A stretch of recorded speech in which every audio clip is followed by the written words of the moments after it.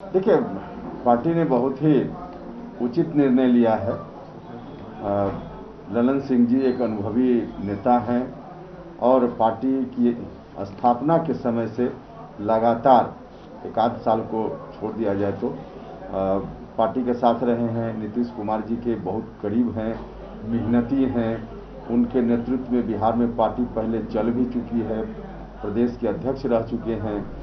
तो हर तरह से उनका जो अनुभव है उसका लाभ पार्टी को मिलेगा और भारतीय जनता पार्टी से जो अलायंस है उस अलायंस में भी एक कारगर भूमिका में जनता दल यूनाइटेड की ओर से वकालत करने में सक्षम है। तो कुल मिलाजुलाकर उनका सिलेक्शन पार्टी के लिए बहुत ही हितकर होगा। आगे आने वाले दिनों में यह साबित होगी। सबको लेकर साथ चल पाएंगे पार्टी में? नहीं, पार्टी इसमें सबको साथ लेकर चलना तो है ही, और उसके आधार पे ललन सिंह जी में यह सलाहियत है कि सबको साथ लेकर चल सके। तो सभी को साथ लेकर निश्चित रूप से पार्टी चलेगी, ललन सिंह जी चलेंगे। सर, राष्ट्रीय स्तर पे तो ललन सिंह देखेंगे पार्टी को, लेकिन बिहार के स्तर पे उपेंद्र कुशवाहा के नाम की चर्चा सबसे तेज चल रही है। बिहार में का आप दौरा कर रहे, जगह जगह जा रहे हैं सर, क्या आने वाले समय में बिहार में उपेंद्र कुशवाहा की बड़ी भूमिका होने वाली है? देखिए, आज भी उपेंद्र कुशवाहा की जो भूमिका है बिहार में बड़ी भूमिका ही है, और लोगों की भूमिका है। हम ऐसा नहीं कहते कि अकेले उपेंद्र कुशवाहा की भूमिका है। और यह सच है कि बिहार से बाहर पार्टी की स्थिति उतनी मजबूत नहीं है जितनी मजबूत स्थिति बिहार में है। तो पार्टी के लिए तो सबसे ज़्यादा फाउंडेशन बिहार में ही है। यही पार्टी जितनी मजबूती से आगे खड़ा हो पाएगी उतना ही फैलाव देश के अन्य राज्यों में पार्टी का होगा। तो उस दृष्टि से यहाँ ज़्यादा काम करने की ज़रूरत है, और उसमें हम सब लोग हैं और भूमिका सबकी है, उसमें उपेंद्र कुशवाहा की भी भूमिका है। प्रदेश अध्यक्ष को लेकर भी काफी चर्चा हो रही है कि जो अभी वर्तमान में प्रदेश अध्यक्ष हैं उनकी जगह आने वाले समय में उपेंद्र कुशवाहा। नहीं, देखिए, वो उस तरह का नहीं है। बिल्कुल हम सब लोग एक दूसरे के सहयोगी हैं और आदरणीय नेता नीतीश कुमार जी के नेतृत्व में सभी लोग काम कर रहे हैं। और जैसा कि हमने बार बार कहा है कि संकल्प है हम सभी का कि जनता दल यूनाइटेड को बिहार में फिर से नंबर 1 की पार्टी बनाने का काम करना है। तो इस काम में एक कार्यकर्ता के रूप में, एक सिपाही के रूप में नीतीश कुमार जी के नेतृत्व में उपेंद्र कुशवाहा काम कर रहा है, मजबूती से करते रहेंगे। बाकी क्या कुछ होता है पार्टी में फेरबदल, उस पर मेरा ध्यान न पहले था, न आज है, न आगे रहेगा। एक ही लक्ष्य हमारा है। अर्जुन की तरह जिस तरह से मछली की आंख पर उसकी नज़र होती थी, उसी तरह से उपेंद्र कुशवाहा की नज़र एक ही जगह है और वह है पार्टी को नंबर 1 बनाने का काम। राष्ट्रीय अध्यक्ष के रेस में आपका भी नाम था, ऐसी बातें सामने आ रही हैं? नहीं, रेस उसमें कहीं नहीं था। यहाँ कोई इलेक्शन में वोट मांगने की बात थोड़ी थी कि कौन किसके साथ, जनता किसके साथ या कार्यकर्ता, उसका कोई मामला ही नहीं था। मीडिया में जो कुछ खबर चल रही थी उसके चलते इस तरह का वातावरण बन गया था, वरना कोई रेस की बात नहीं थी। वहाँ पार्टी में सब लोगों के परामर्श से आदरणीय नीतीश कुमार जी को निर्णय लेना था। नीतीश कुमार जी ने निर्णय लिया।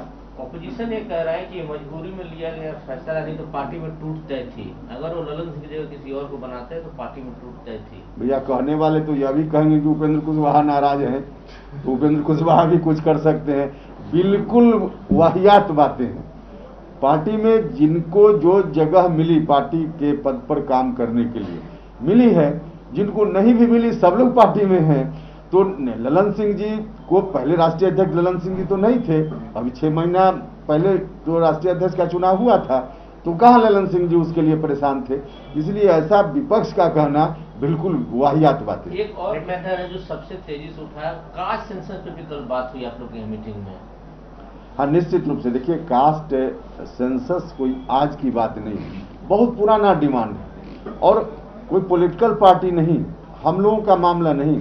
सुप्रीम कोर्ट, अलग अलग राज्यों से हाई कोर्ट, सबने कई बार कहा है सरकार से कि आप बनाते हैं योजना अलग अलग सोसाइटी के सेक्टर के लिए, उत्थान के लिए, तो उनकी आबादी कितनी है इसकी जानकारी तो है ही नहीं आपके पास। लगभग 100 साल पहले गणना हुई थी 1931 में, और उसके बाद कोई गणना नहीं हुई। तो तमाम जाति के लोगों की संख्या कितनी है यह जानना बहुत ही आवश्यक है। और यह बात पार्लियामेंट ने भी कई बार स्वीकार किया है, और बिहार विधानमंडल ने तो यहाँ से प्रस्ताव पारित करके कई बार भेजा है। और 2018 में जब हम मंत्री थे, मेरे सामने की बात है, राजनाथ सिंह जी पार्लियामेंट के अंदर, लोकसभा के अंदर स्पष्ट रूप से उन्होंने कहा था कि जो अब जनगणना 2021 में होगी, उस गणना के साथ साथ जातीय जनगणना भी होगी। उन्होंने साफ साफ मंत्री के रूप में पार्लियामेंट में कहा है। अब उसके बावजूद इसमें कंफ्यूजन अगर कहीं से है तो मुझको लगता है कि यह ठीक नहीं है। इसकी शुरुआत सर बिहार से क्यों नहीं करते हैं? जो कर्नाटक मॉडल के बारे में चर्चा होती है, तो बिहार सरकार अपने संसाधन से नहीं, देखिए, बिहार सरकार या कोई राज्य की सरकार अपने हिसाब से एक राज्य में कर ले, उसका बहुत फायदा नहीं होना है। देश के स्तर पे भारत सरकार भी योजना बनाती है। भारत सरकार की नौकरियों में भी आरक्षण की व्यवस्था लागू है। कई जात ऐसी है जो बिहार में आपको पिछड़ी जात में है और उत्तर प्रदेश में जाइएगा तो पिछड़ी जात में नहीं है। तो पूरे देश की गणना की जरूरत है। कोई एक स्टेट गणना कर भी ले तो उसका बहुत लाभ नहीं होने वाला। दो प्रस्ताव पास हुए थे, जातीय जनगणना और जो जनसंख्या नियंत्रण कानून, क्या बीजेपी को मैसेज देने की कोशिश हुई? नहीं, भारतीय जनता पार्टी को या किसी को मैसेज देने की कोशिश नहीं है। पुरानी सोच है हमारी पार्टी की और नीतीश कुमार जी की, और वह सोच अपनी जगह पूर्णतः दुरुस्त है। जनसंख्या वृद्धि पर रोक आवश्यक है, इससे कोई इनकार नहीं कर रहा है। जिस तरह से जनसंख्या बढ़ रही है उसको रोकना जरूरी है, लेकिन जबरदस्ती करके आप रोकना चाहिएगा तो यह काम नहीं संभव है।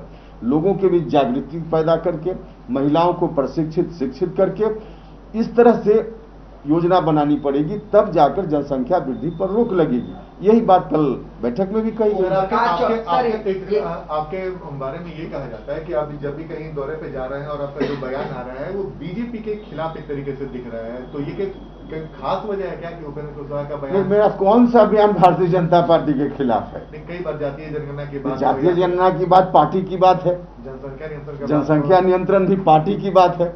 इसमें भारतीय जनता पार्टी के खिलाफ जानबूझ के उपेंद्र कुशवाहा कोई बोल रहा, कोई एक भी तो उस तरह का उदाहरण हमको मिले। हाँ, पार्टी का जो बिल्कुल कोर पार्टी की सोच है, उस सोच को हम उजागर करते हैं।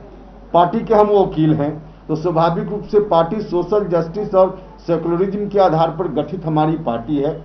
सेकुलरिज्म से कभी हम समझौता नहीं कर सकते हैं, सोशल जस्टिस से हम कभी समझौता नहीं कर सकते हैं। इन बातों की चर्चा हम करेंगे, लोगों के बीच जाएंगे। तो अब इसके लिए किसी को अदरवाइज लगता है तो मुझको लगता है कि नहीं लगना चाहिए। ओम प्रकाश चौटाला से आज मुख्यमंत्री नीतीश कुमार मिले हैं जातीय जनगणना को लेकर। तेजस्वी यादव ने नीतीश कुमार से मुलाकात की थी, तो क्या लग रहा है कि देश में जो है नीतीश कुमार जातीय जनगणना को लेकर नेतृत्व करेंगे और प्रधानमंत्री से जब मिलेंगे और जातीय जनगणना के लिए ओके करवाएंगे?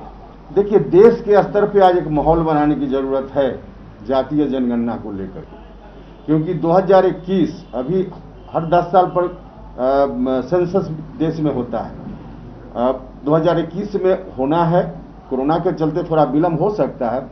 अगर इस बार नहीं हुआ तो फिर अगला 10 साल इंतजार करना पड़े, और तब तक इतना नुकसान, रोज नुकसान हो रहा है, और इस नुकसान को अगर आगे 10 साल के लिए और बढ़ा दिया जाए तो यह किसी के साथ न्याय नहीं होगा। इसलिए जरूरत इस बात की है कि इस बार किसी भी तरह से देश में माहौल बना करके, देश में हर तरह से लोगों को जागरूक करके, और भारत सरकार को इस बात के लिए प्रेरित किया जाए कि जातीय जनगणना जो खुद ही उन्होंने कहा है एक समय पे, उसको कराना चाहिए, कराना है, कराएं, यह बात कहने की जरूरत है। और इसमें नीतीश कुमार जी का रोल, बहुत बड़ा रोल देश भर में हो सकता है। देश भर में नीतीश कुमार का रोल हो सकता है, ये नहीं लगता है कि बीजेपी से भी खटपट हो जाए? क्यों बीजेपी से खटपट? हमने देखिए पहले भी कहा है, भारतीय जनता पार्टी अलग पार्टी है, जनता दल यूनाइटेड अलग पार्टी है। कई मुद्दों पर उनकी राय अलग हो सकती है, हमारी राय अलग हो सकती है। तो इस तरह के मुद्दों पर हमारी राय उनकी राय में है, अलग अलग हम लोग हैं, इसमें कहाँ कोई दो राय है। बीजेपी के नेता कहते हैं सर कि सामाजिक ताना बाना छिन्न भिन्न हो जाएगा अगर जातीय जनगणना होती है, तो आखिर इस तरह का बात क्यों कर रहे हो? देखिए, धर्म के आधार पे तो गिनती होती है, तो उसको भी बंद कर देना चाहिए, क्योंकि धार्मिक फिर उससे भी ताना बाना बिगड़ता है। कहीं से ताना बाना बिगड़ने जैसी बात नहीं है। जो ताना बाना बिगड़ने की बात है, जातीय जनगणना से और ताना बाना ठीक होगा, सामाजिक समरसता आएगी, इससे कहीं बिगड़ेगा नहीं, बल्कि सामाजिक समरसता आएगी, और इसकी आवश्यकता है। देखिए, जो ओबीसी की जातियां हैं ओबीसी में भी कुछ जाति ऐसी है जो सबसे ज्यादा लाभ ले रही है, और बहुत सारी जातियां हैं जिनको आज तक कोई लाभ नहीं मिला। एससी में भी उसी तरह की स्थिति है। देश के स्तर पर आकलन है कि एससी में भी कुछ जात ऐसी है जिनको आरक्षण से लेकर बाकी जो लाभ भी सरकार दे रही है, या ओबीसी में भी कुछ लोग ले रहे हैं, बाकी लोगों को नहीं मिल रहा है इसका लाभ। आखिर कब लाभ मिलेगा और उनको लाभ मिले, इसके जरूरी है कि उनकी संख्या कितनी है, इनकी संख्या कितनी है, सबकी संख्या अलग अलग कितनी है, इसकी गणना बहुत आवश्यक है। क्या पार्टी उत्तर प्रदेश चुनाव की तैयारी कर रही है कि आप लोग लड़ेंगे वहाँ? हाँ, निश्चित रूप से कल की बैठक में इस बात पर भी चर्चा हुई कि जहाँ जहाँ चुनाव हो रहा है इंक्लूडिंग उत्तर प्रदेश, वहाँ पार्टी तैयारी कर ही रही है और हम चुनाव लड़ेंगे। नीतीश कुमार ने कहा था पार्टी की बैठक में कि उपेंद्र कुशवाहा जी की जो इच्छा है उसकी पूरी होगी। क्या इस बैठक में कुछ नहीं ना, पार्टी की इच्छा है वही उपेंद्र कुशवाहा की इच्छा है। हमने कहा कि नंबर 1 पार्टी बिहार में बनाना है जेडीयू को, तो यही इच्छा हमारी है और पार्टी की इच्छा है, उसमें कुछ अलग से अर्थ लगाने की जरूरत नहीं। अच्छा, निकल रहे हैं यात्रा पर, कहाँ है क्या? देखिए, हमारी यात्रा जो पूरे बिहार के लिए निर्धारित है, हमने 2 चरण की यात्रा समाप्त कर ली है और तीसरे चरण की यात्रा में हम निकल रहे हैं। अभी यहाँ से जाएंगे नौगछिया, और आज नौगछिया रात्रि विश्राम होगा, कल भागलपुर, उसके दूसरे दिन बांका, उसके तीसरे दिन जमुई, फिर शेखपुरा, नवादा करते हुए 7 को हम यहाँ लौटेंगे। तो तीसरा चरण का यह कार्यक्रम है और उसके बाद आगे आने वाले दिनों में बाकी चरणों में भी कार्यक्रम संपन्न होगा। सर, एक सवाल था मेरा, थोड़ा अलग हटके है। हर नागरिक को किसी भी धर्म को अपनाने का अधिकार है, अपनी मर्जी से वो शादी भी कर सकता है, लेकिन जो धर्म के ठेकेदार हैं वो कहीं ना कहीं बाहुबल माने जो अधिक धर्म है और दूसरे धर्म में कन्वर्ट हो रहे हैं, तो कहीं ना कहीं देश जो है वो कमजोर होता दिख रहा है। देखिए, सबसे पहले तो धर्म का ठेकेदार किसी को होना ही नहीं चाहिए। धर्म व्यक्तिगत चीज है, हमारे लिए, आपके लिए, सबके लिए। हमारी आपकी सबकी स्वतंत्रता है और हिंदुस्तान का संविधान इस स्वतंत्रता की रक्षा करता है, जिसको जो धर्म मानना हो। अब कुछ लोग यह मानते हैं कि हम ही धर्म चलाते हैं। धर्म चलाने की बात नहीं है, धर्म तो अंदर की आस्था की चीज है। तो उसके आधार पे अगर कहीं कोई बात होती है और लोगों की ओर से यह कहते हुए कि हम ही खास धर्म के हितैषी हैं, इसलिए इसकी रक्षा हम करेंगे, और धर्म का कोई परिवर्तन कर रहा है वह गलत है, तो उनका एक्शन गलत है। धर्म परिवर्तन व्यक्तिगत इच्छा से कोई कर सकता है, कभी कर सकता है, उसमें कोई भी दिक्कत, कोई आपत्ति नहीं। ये मटेरियल की प्रधानमंत्री तो है, लेकिन नीतीश कुमार भी देश में हैं। अरे आप लोग देखिए, इस बात को कोई बहुत विश्लेषण के साथ करने की जरूरत नहीं है। आज की तारीख में नरेंद्र मोदी जी देश के प्रधानमंत्री हैं, जनता ने उनको प्रधानमंत्री बनाया है, अच्छा काम कर रहे हैं, लेकिन उनके अतिरिक्त और भी कई लोग देश में हैं जो पीएम बनने की सलाहियत रखते हैं, और उसमें नीतीश कुमार जी का भी नाम। तो स्वाभाविक रूप से नीतीश कुमार जी को पीएम मटेरियल कहा जाना ही चाहिए। तो इसमें कोई गलत नहीं हुई कि नीतीश कुमार पीएम मटेरियल हैं? भैया, कौन कहता है कि नीतीश कुमार जी में सलाहियत नहीं है पीएम बनने की? हाँ, नरेंद्र मोदी जी आज प्रधानमंत्री हैं, उनके पद को चुनौती देने की बात नहीं है। अलायंस में हम हैं और नरेंद्र मोदी जी प्रधानमंत्री हैं, अच्छा काम कर रहे हैं, लेकिन नीतीश कुमार जी में तमाम तरह की सलाहियत है, इस बात को कौन इनकार करे। 2024 में आप लोग प्रोजेक्ट करिएगा नीतीश कुमार को? कोई, अभी हम लोग एनडीए में हैं, इसलिए उस रूप में सोचने की जरूरत नहीं है। आखिरी सवाल, जो जाति जनगणना को लेकर नीतीश कुमार ने मुद्दा छेड़ा है, बातें भी कही हैं, आपकी पार्टी ने भी कही है, क्या लगता है कि जब केंद्र सरकार को इस पर पुनः विचार करना चाहिए? आपने भी कहा कि आप जब केंद्रीय मंत्री थे तो उस वक्त बातें हुई थी। बिल्कुल, जातीय जनगणना कराने का वक्त है अब। अगर अभी नहीं हुआ तो फिर 10 साल विलम्ब हो जाएगा और उसके चलते नुकसान हो रहा है। तो जातीय जनगणना पर फिर से भारत की सरकार को सोचना चाहिए, और भारत की सरकार के तत्कालीन मंत्री राजनाथ सिंह जी, जो आज भी मिनिस्टर हैं, 2018 में पार्लियामेंट में कह चुके हैं कि जातीय जनगणना, अब जो जनरल जनगणना होगी उसके साथ जातीय गणना भी अगली बार 2021 में कराएंगे। तो 2021 है, इसमें कराना ही चाहिए। क्या लगता है, लालू प्रसाद जब थे तो बात करते थे, तेजस्वी यादव और नीतीश कुमार की कुछ दिन पहले मुलाकात भी हुई विधानसभा में, तो ये मुद्दे को मतलब मुद्दा गरमाया हुआ है? नहीं, मुद्दा तो, माहौल तो देश में बनना ही चाहिए। हमने कहा कि अगर इस बार नहीं हुआ तो फिर 10 साल विलम्ब होगा और उसके चलते बहुत नुकसान हो रहा है। तो जरूरत इस बात की है कि देश में माहौल बना करके इसी बार जो जनरल सेंसस है उसके साथ जातीय गणना भी होनी ही चाहिए। तेजस्वी यादव भी लगता है कि जेडीयू एक माहौल बनाएगी इस मामले को लेकर जातीय जनगणना? निश्चित रूप से जनता दल यूनाइटेड ने कल कार्य समिति की बैठक में इस बात को दोहराया है।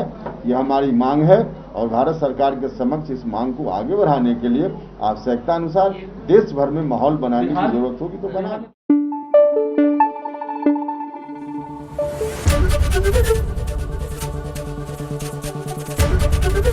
एबीपी न्यूज आपको रखे आगे।